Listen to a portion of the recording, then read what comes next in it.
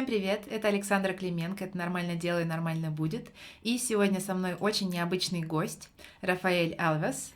Рафаэль из компании Trivago, продакт-менеджер в компании Trivago и гость Epic Growth Conference, которая пройдет 14 октября, где он также будет говорить. And now we switch to English. Yeah.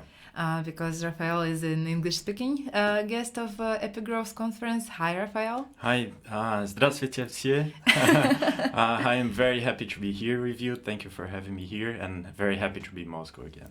Yeah, we're happy to have you here on the podcast and in Moscow again. So today we'll talk about a product that you did at Trivago with a heavy part of product discovery. And we're going to explore how exactly was the product built and what were the processes, what were the people, and what was different from the other processes that you have at Trivago. So basically the first part is what is Trivago? Can you tell us a little bit about an app? Yeah, so basically Trivago is a website. It was a company founded in Germany, and it helps people finding their ideal accommodation. So meaning hotels or other kind of accommodations. And we have a website and we have an app. And for the app, for example, we have more than millions of users using it daily, and we have an iOS and Android app. And basically I work mostly close to the apps, and I help developing the product further and coming up with new ideas on how to make it better for users. Okay, so what was the project that was so huge and was a big initiative for you, and why was it launched? Yeah, so Trivago it was founded around 2005, so it has been already for a while here. And after working for a while in the app, we found out that there were lots of technical debts that we still needed to solve. But above all, we figured out that we were not really fulfilling 100% what our mission was with the old app. So for that reason, we decided to invest in a project where we would focus more on the users and basically readjust and rethink about the whole flow and everything to really achieve our mission, which is providing the ideal hotel experience for the users. So that was the reason why. And why focus so heavily on product discovery? Yeah, I think in lots of companies that I worked before, sometimes you have a project and you have a goal and you try to achieve it, but you don't really focus so much on the user or on the process, on how to get there. And I think this was a key success and a key part for Trivago, that we apply so much effort into finding the best way to deliver what we want, right? And to deliver what the user needs.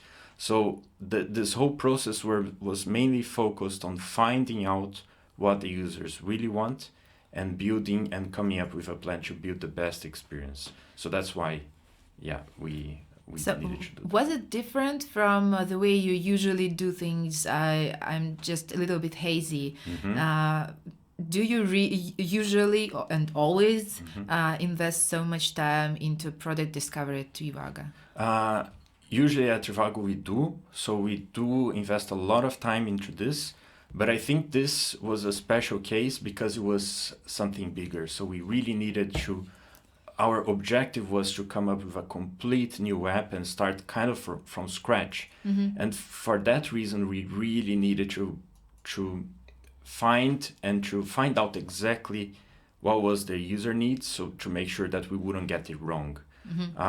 And for the size of the project, this was why it required so much more effort than usual. But we usually do. We have a lot of product discovery in Trivago. Yeah. Can you go a little bit more into specifics? What were the processes like? Did you talk to customers? Who exactly? How many? Yeah. Stuff like that. So basically at Trivago, we do have a user research team, which always supports us finding out or hearing, let's say, the customer's opinions and hearing the customer's feedback. So we definitely made use of it, and we always make. But for this particular project, we went multiple steps further. So we read every single input we could get from the user. So customer support, we went through all the complaints and all the pain points from the users. We listed them and we clustered them to find out which were the biggest ones. Apart from that, we also went through all the reviews we had on Play Store and on Apple Store to again find out which were the pain points. Apart from that, we also used user research, design input, and the best practices, and also studies that we could find. And of course, also competitor analysis that we did. Studies as of marketing research, like basically of the fields where your app is working? Exactly, what the users expect from it, and also in general from an app, what do users expect? Stability, nice user flows, and so on. And when you say user research, do you mean customer interviews? Exactly. Yeah. So during the design sprint, we do have that, but we also have a lot of material that along the years we were collecting with user research with this team, and they have almost like a library with everything compiled, which is great, but at the same time sometimes you forget. Much data. Exactly. you get lost among all this data, right?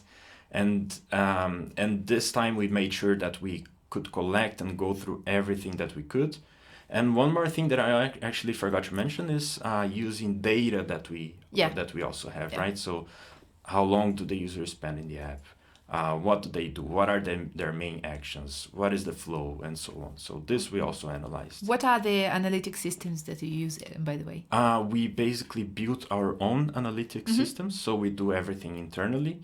But we do use some external tools to support us just in some cases. For example, Google Firebase, which is something, it's offered for free, and we thought it would be a great option to facilitate the analytics part. So when you talk about this project, it seems rather big. So how exactly was it justified? What is the process to launch this project? What weight is needed to launch the project inside the company? Yeah, so I think this was a combination of actually three big factors. The first factor is Trivago is a very, very open-minded company, and the CEO and all the managing directors, they're very open to hearing and to empowering people to come up with solutions, right? So it's not like they propose the solution and we have to work on it. It's more like a collaborative approach. So this is the first part. Second part is the CEO himself and the managers, they've figured out that we really needed this change and that we did need a shift and have more focus on the user. This was the second. And then the third part was we came up, because of those two other ones, we came up with a proposal as developers, QA, designers, product managers. We came up with these ideas. Okay, so we need to do this. And then we pitched this. First of all, we prepared a very good case. We explained why. And based on all of that, we came with a solid case and we presented to them. And then we had their let's say approval or their buy-in into the project. So that was a combination of factors, I would say. Oh, cool. So did it become some kind of OKR or KPI for the team? Like, you have the initiative and now you are actually have the initiative in your KPI. Exactly. So we were not exactly working with OKRs, but we did have KPIs, definitely. So at the beginning of the project, one of the crucial parts was setting up or understanding what is success. How do we measure that we actually achieved what we wanted to achieve? So defining the right KPIs and measuring them, finding for the project, not for the people. Exactly, for the project. So let's say we would like to achieve X% in terms of increasing session duration or in terms of conversion and so on. So we set a couple of KPIs that we were going to follow during the project and that we were aiming for once the new app was released. But did it affect some personal KPIs or KPIs of a team, something like that? At that time, we didn't have this team level KPI set, but we do have now. So I think it was more like a process that we were going through, Okay. and maybe even this new app helped out coming up with this new way of measuring. But during your work on this new and exciting project, there was also an old app running. So how did you balance this thing? Did you, meaning you and the team? Exactly. That was a very big challenge. This was one of the most difficult parts to solve because we did have the old app still to maintain, and we needed to make sure to focus on it. So what we did is we came up with an agreement. Let's say we're going to spend 60% of the resources in the new app and then 40% in maintaining and maybe updating and adding a couple of new things in the old app. But I would say for the old app, we were mainly fixing bugs, adjusting things, and adding really crucial things that were not that we could not run away from. So we were not really ideating new features for the old app anymore. We were focusing on the new app. So every person was 60% there and 40% there. Exactly. Okay. Yeah, that's tricky. Yeah.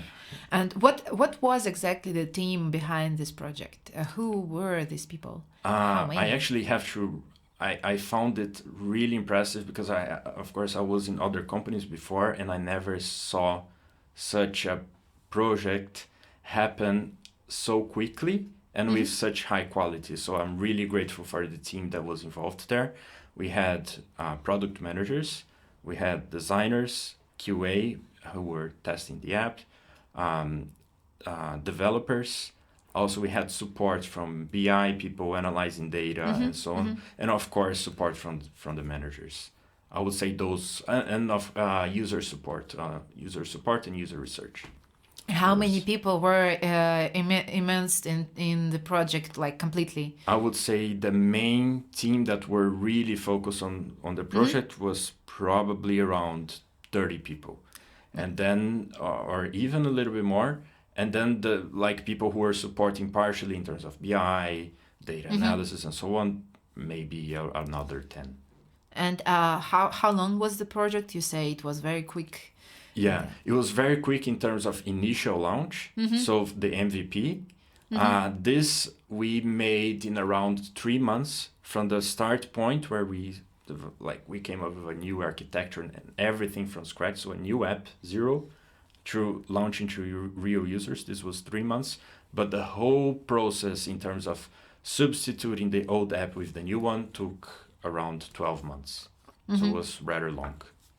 Okay, so step 0 was to pitch the project and to have an okay. And Exactly. what were the first steps that you did in the project? I think the first part, which was also happening a little before we did the pitching, was finding out the main user pain points so we could solve them, then finding out the solutions, and then we needed to really find an effective process to make everything work, map the progress, and make sure that things were happening on time. So we needed to rethink the process and start working in milestones. So for the next 2 weeks, we want to achieve this. For the next 2 weeks, we want to achieve this, and so on, until we came up with the MVP version and released it. Can you tell some examples of these pain points that you were trying to solve? For example, one of the pain points were lots of users were getting confused. So when they were searching on Trivago and when they were trying to proceed to find more information about the hotel, instead of finding this information in the app, they were actually being redirected to the partner's website. So going to other websites where they would find information, but it would not be in Trivago. So this was one of the main things that we tackled in the new app. Okay, and some examples of these milestones. So, what was the MVP like? What did it contain? So we basically broke up the app into modules, and for example, the map, the item list, the item details page, the landing page, and so on. And each one of those parts were a milestone. And sometimes we were running 3 or 4 milestones in parallel with different teams. And every milestone would take around, let's say, 2 weeks. And then we had a clear goal for each milestone. After the milestone was over, we had another milestone to work on another part of the app, and the teams would rotate. So we would come up with new team formations with developers, designers, and so on to work on each milestone, the one that they felt more passionate about. But at which point did the app go into market, the new app, I mean? It was around 3 months after the start of the project, but it was a very big challenge.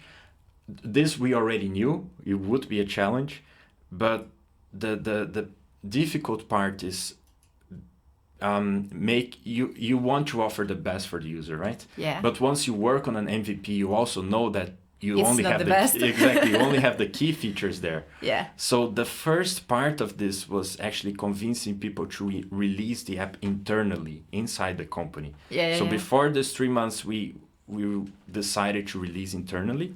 And even releasing internally was already a challenge. So the developers are like, oh, we don't want to release it. We're not ready. And I was like, okay, too late. I already released it. So it's a barrier. People will feel afraid of doing it. I was afraid of doing it. But you can only progress once you are open to make mistakes and once you expose yourself and you collect feedback. So it was a big step to release it internally and get early feedback so we could work, fix, and then finally release to customers. You mentioned design sprints. So did you only use it during the prototyping part or later on also? We basically used all the time. Still today we do use it.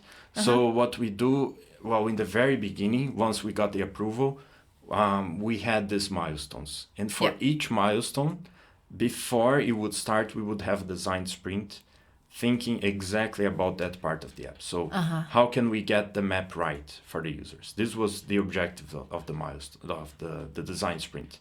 And then we would start from from collecting input, doing competitor analysis and so on, going through the whole design sprint process and come up with the material to start the milestone. And the big challenge is that usually design sprints, they take 5 days, 6 days. Yeah.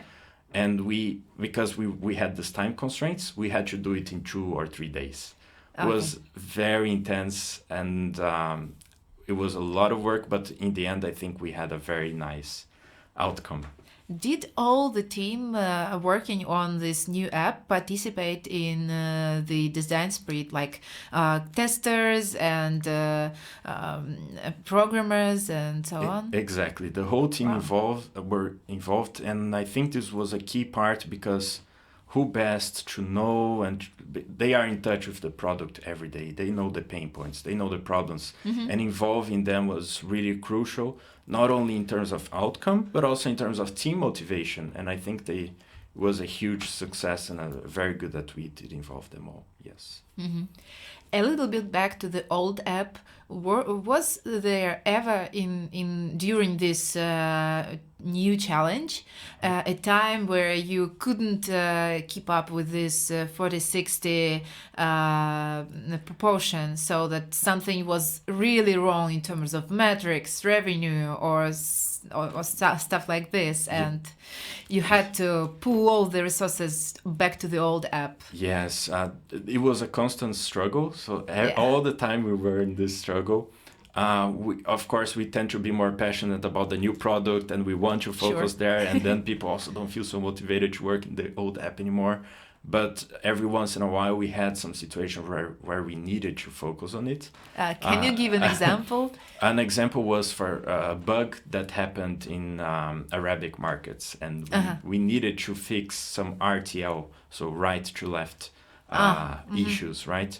And this is not something super fun to work in terms of development-wise. It's always complicated. But at the same time, it was a priority because it would affect all the Arabic markets. So we needed to do that. Another example were some adjustments that we needed to do in terms of trackings. and there were Trackings? trackings in terms of tracking user behavior, and that was kind of mandatory to be done in the old app, which is again not super exciting, but we needed to do it. And but there was nothing really wrong in terms of metrics. I think it was because of the good work we did preparing it, but and also of course a little bit of luck. But we never had the situation where something completely wrong happened to the old app and that we needed to shift 100% of the resources. Yeah, lucky you, I think. Yeah, yeah. And okay, so back to the new app. You told us about the milestones. So I'm guessing there was some kind of a roadmap where these milestones were indicated. Exactly. So did you manage to stick to the schedule of this roadmap and plan? I think overall, yes, in terms of delivery of the MVP, but in terms of milestones, almost every single milestone was going a little bit over. So we were planning for 2 weeks and it was taking 2 weeks and 4 days, 2 weeks and 3 days. Okay. And then, so it didn't go according to planned, but in the bigger scope, in terms of project, it did go according to plan. So it was a constant struggle. Yeah. So you have to change change and adjust and react to all the moving parts of the project. So was it an important goal to make the app make an MVP inside a certain time box period? I think there were a couple of this is important because first we wanted to see something in the market. Second, if you get too involved into building something new, you might forget what you're aiming for, right? Yeah. And I think the earlier you release an MVP, the better it is, because then you can collect real user feedback. Of course, we did educated decisions, we analyzed, we got user input and everything. But in the end, you only know how a product will behave once you expose it to the market. So that's one of the why it's so important to have an MVP released as soon as possible. And another aspect of it was also to show progress to management, show like we're doing this work and it's going forward and we're keeping up with the roadmap that we proposed. So getting support and continuing with the support that we were getting from management.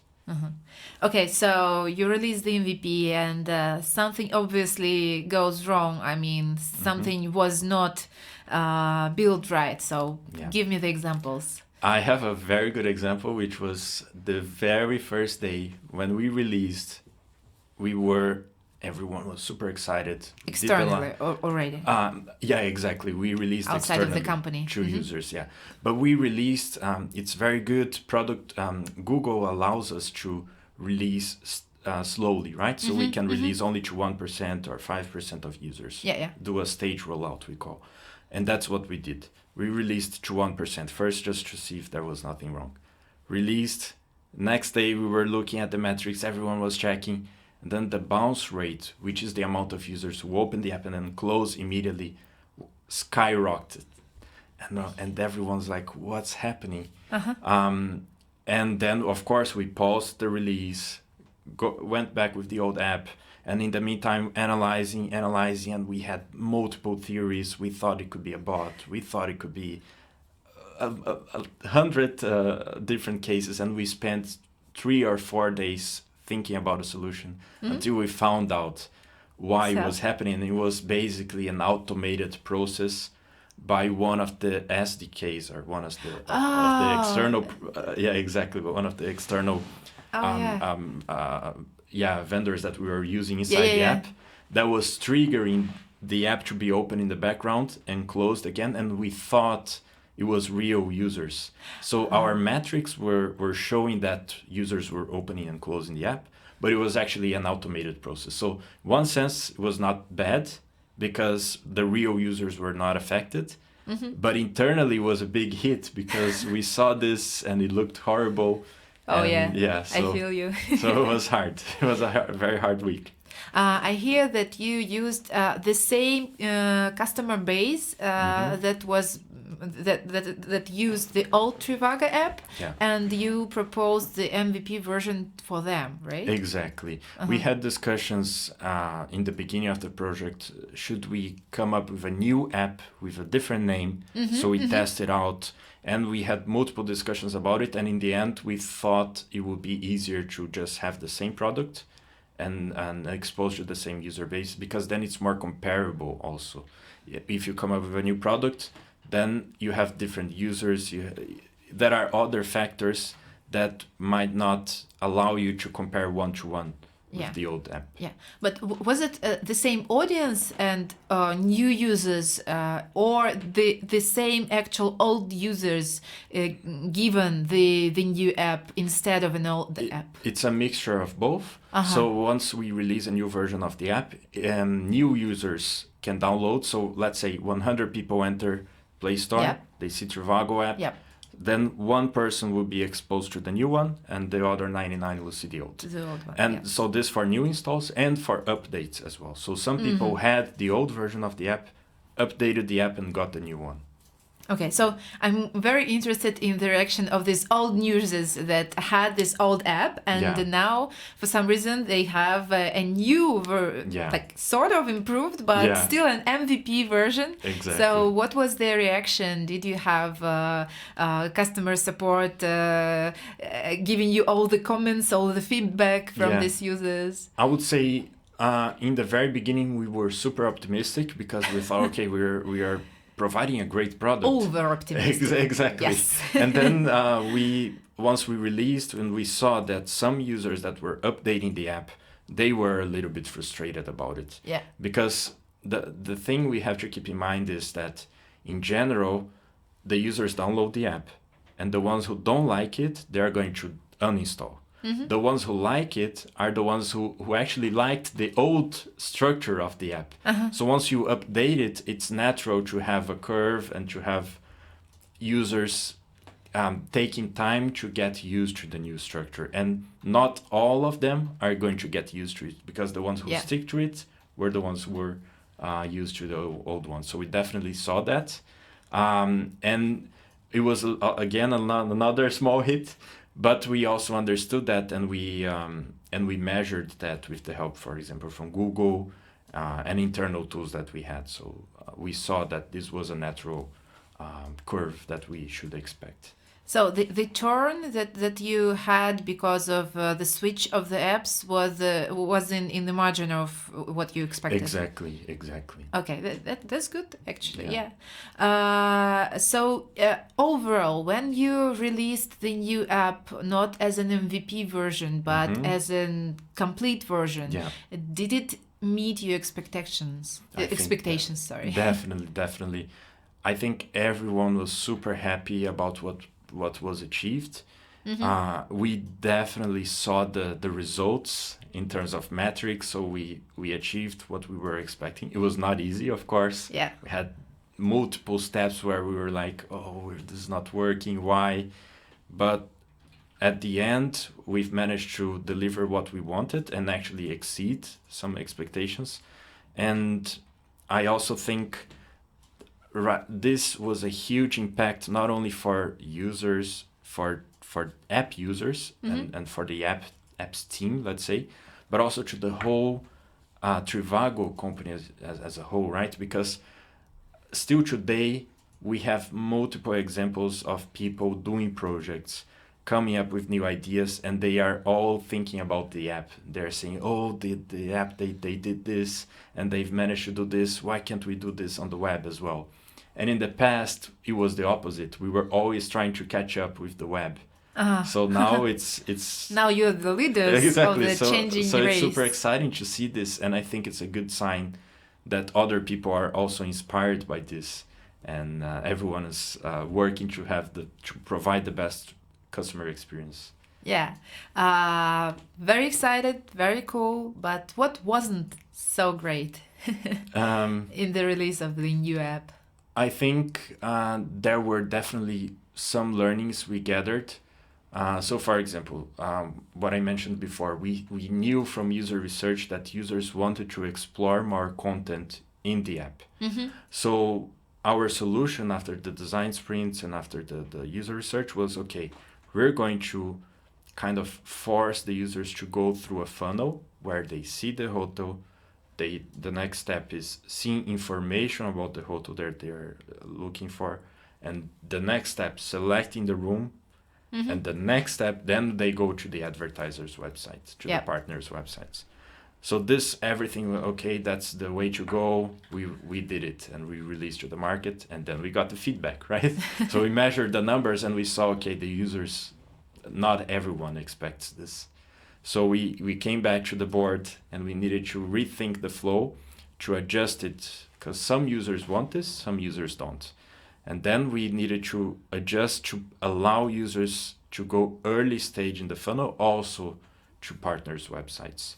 I think this was a huge learning, especially for me, because I was super passionate about this first flow. Yeah. And then once it doesn't work, you can either like stick to your initial plan or you change and adapt, right? And I'm happy that we did the second, right? Because if we wouldn't have this the success.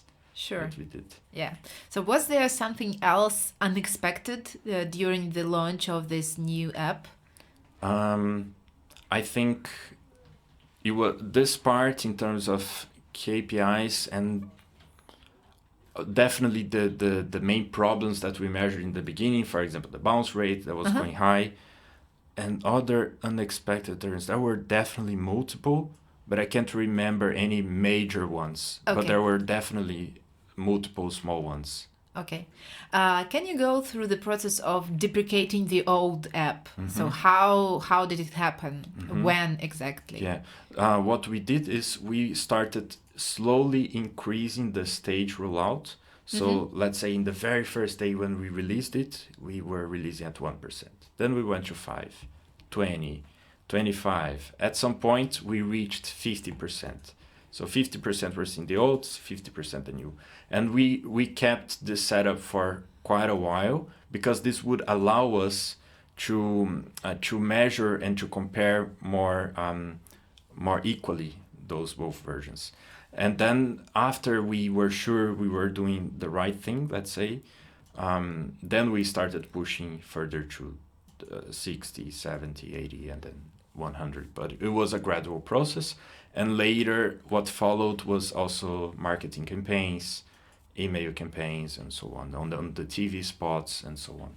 But still, there are some users that do not update the app as often as you want them to. Exactly. So is there some kind of a stop leather day when you decide that you stop all the work on the old app, and if you want to use Trivago, you have to go to the new app? Definitely. What happened is once we reached 50% and once we saw, okay, this is working and this is where we want to go, then we stopped supporting the old app and we started updating only the new one. Okay. And then we were slowly ramping up. And once we reached 100%, that means every user that opens the store, they're going to be exposed to the new one. And every user that updates, going to see the new one.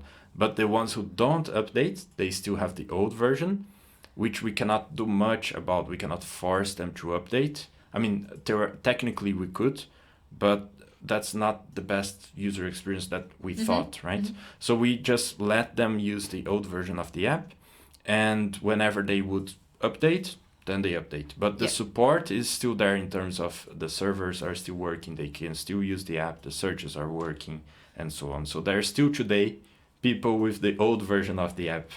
I think it's more than a year.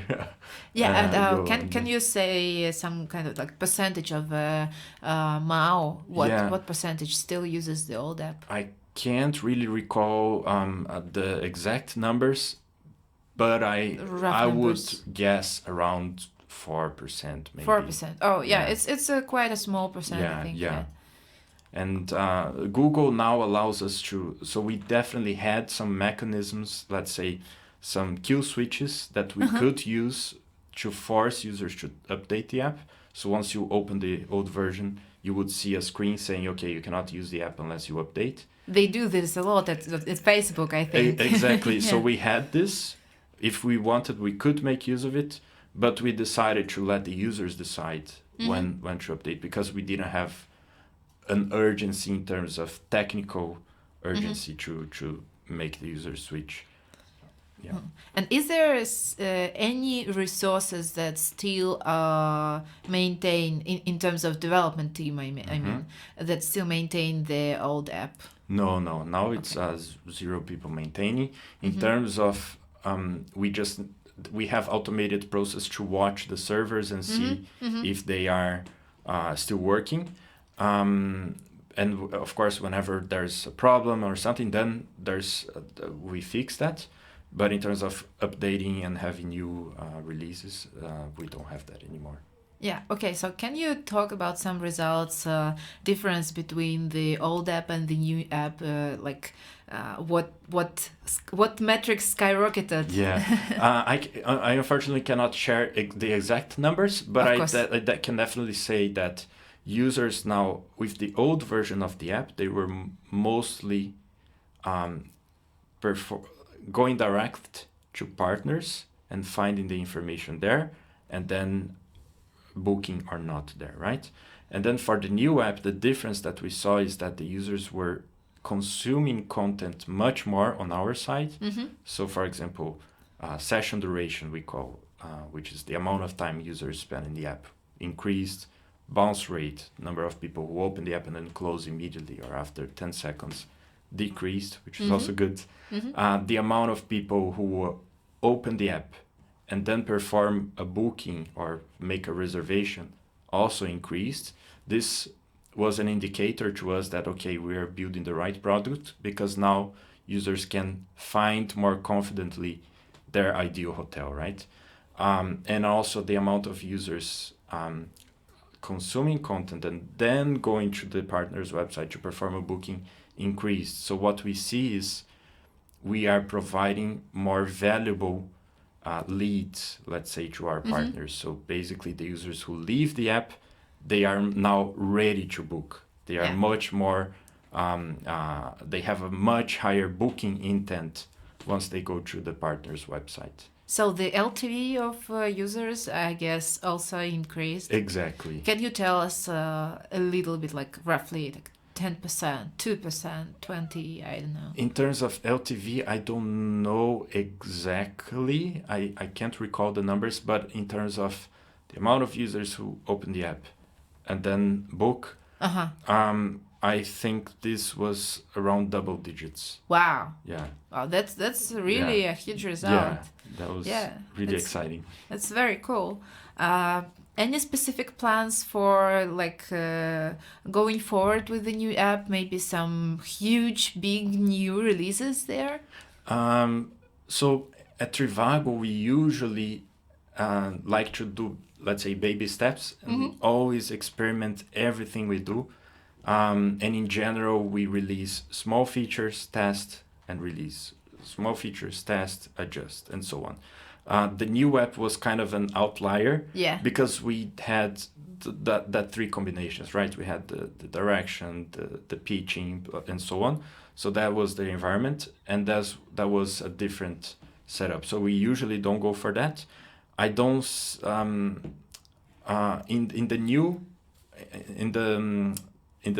in the future, the short term, I think we are mostly focusing on testing smaller things. But there are a couple of bigger ones, but not as big as the new app. So there's a couple of general questions for you from the fans. Yeah, nice. Yeah, so we can spend a little bit time talking about them. So the first one is how can you grow epically, like double digits, and increase retention double digits? Maybe in terms of a process, what's the most important in the process? Yeah, I think this is one thing that I learned a lot at Trivago and I really admire is the testing part. So because customer testing, not QA testing. Exactly. Because you can have incredible ideas and you can do lots of research and release a product to the market, but you're only sure what's going to happen once you release, expose to your users, and then you measure. So this is what I think is the key.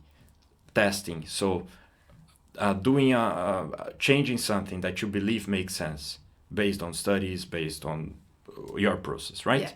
Release it, test it, and compare to the old version. And then not only test it, but also use the feedback, collect information, and adjust, iterate, adjust again, because you're going to reach a point where you're going to see a huge increase from these small iterations that you have. And this is what I think is the key. Testing, adapting, so not sticking to something that you believe and not letting it go. So adapting, adjusting. For example, I had this strong belief that And then you had to change. I had to change my mind. Yes. And this is again something from Darwin, right? So it's not the strongest who survives, not the fastest, is the one who's adapting the most. Right. So if you adapt to your environment, you're gonna succeed. So I think it's testing, adapting, and third, and I think very, very important, is being open to fail. Because if you're not open to fail, you're going to be afraid of testing. And you're going to be afraid of being bold. And you're going to be afraid of taking steps in the direction you believe is right. You're going to just try small things and things that everyone tried. And if you want something extraordinary, you need to take an extraordinary step. Okay, so about this part where you say you have to go into the direction you believe in, there is a person who says that he or she maybe currently working on an entirely new product, and she wants to do customer interviews first and before building MVP, but her boss says that it's a waste of time and you have to build something and release it, and then only then you get valuable feedback. So what do you think is the right approach in this pretty general but still pretty common situation? Yeah, I think it's a very good question, and it's something that we discuss a lot at Trivago. I think it is true. You only know what the users, how the reaction will be once we release. Also, Steve Jobs was saying this, right? Customers not always know what they need or what they want. And because if you would ask people what they needed in a couple of centuries ago in terms of transportation, they would say, I need faster horses, right? So I think, in my opinion, it's a combination of both. You need to find the threshold or how you feel comfortable spending in terms of time and resources in investigation and analysis and user research, and then definitely some time also for exposing to the market and testing. Yep. Personally, I believe it still makes sense to have some user research because and only then exactly, and only then exposing. What we say at Trivago is sometimes you don't know where you're going. You have multiple directions to go.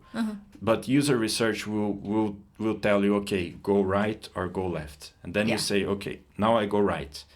After you know you're going right, then you expose to the market and you narrow down exactly where you're going on to the right. So I would say user research to give you a rough direction, and testing with the market to validate that and to find out exactly where you want to go.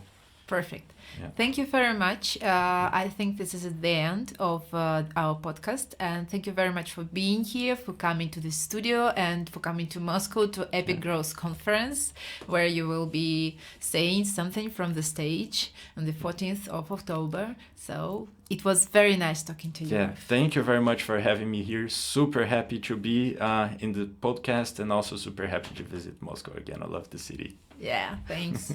Yeah, Bye, thank you. everyone. Bye. See you next time.